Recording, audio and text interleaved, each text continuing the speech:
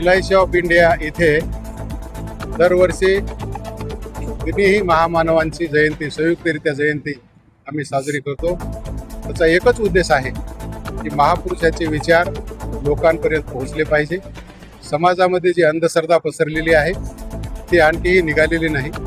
प्राचीन काळापासून आजपर्यंत संपूर्ण महापुरुषांनी आधुनिक आणि विज्ञानवादी दृष्टिकोन लोकांना दिला, तरी सुद्धा अंधश्रद्धेच्या छायेमध्ये समाज गुरफटलेला आहे आणि त्यामध्ये महत्त्वाचं म्हणजे महिला भरडलेली आपल्याला दिसतो। आमचं प्राथमिक कार्य हे आहे की समाजातला बुद्धिजीवी वर्ग या प्रवाहामध्ये आणणे, समाजातील बुद्धिजीवी वर्गाच्या महिला या प्रवाहामध्ये आणणे आणि त्यानंतर त्यांच्या माध्यमातून समाजामध्ये ज्या रूढी परंपरा पसरलेल्या आहेत त्या या महापुरुषांच्या जयंतीच्या निमित्तानं त्या कशा कमी करता येतील, स्त्रियांना या जोखडातून कसं मुक्त करता येईल, हा मुख्य उद्देश या जयंतीचा आहे। आणि महापुरुषाचे विचार नाचण्यापेक्षा एक दिवस नाचा परंतु वर्षभर वाचा हा संदेश या जयंतीच्या माध्यमातून आम्ही लोकांपर्यंत देण्याचा प्रयत्न करतो।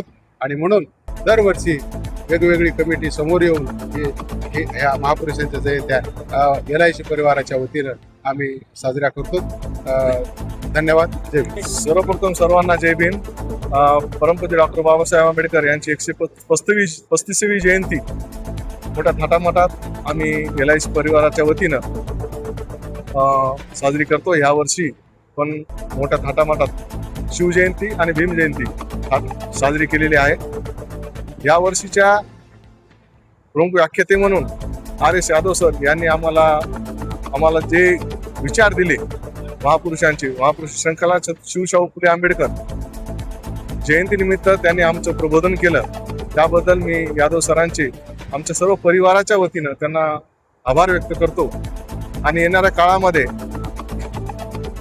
ही श्रृंखला चालूच राहील, का तर आज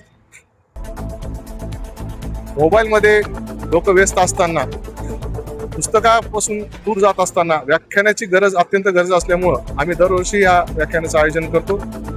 आणि मोठ्या प्रमाणे या ठिकाणी सर्व आमच्या परिवारातील असतील किंवा विचाराचे लोक या ठिकाणी उपस्थित राहून त्यांनी कार्यक्रमाचा लाभ घेतला। आयोजित डॉक्टर बाबासाहेब आंबेडकर जयंतीच्या निमित्तानं व्याख्यान करण्याचा या ठिकाणी योग आला।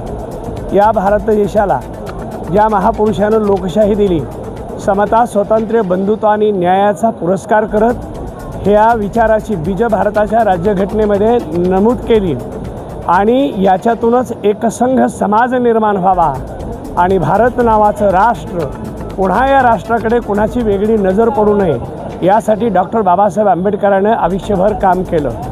डॉक्टर बाबासाहेब आंबेडकर हे एक बहुआयामी असं नेतृत्व आहे। स्त्री पुरुष समतेसाठी काम केलं, शेतकऱ्यासाठी काम केलं, प्रचंड अभ्यास त्यांनी केला आणि शिक्षणाचं समर्थन करून फ्री अँड कंपल्सरी एज्युकेशन भारतीय राज्यघटनेमध्ये नमूद करण्यात आलं।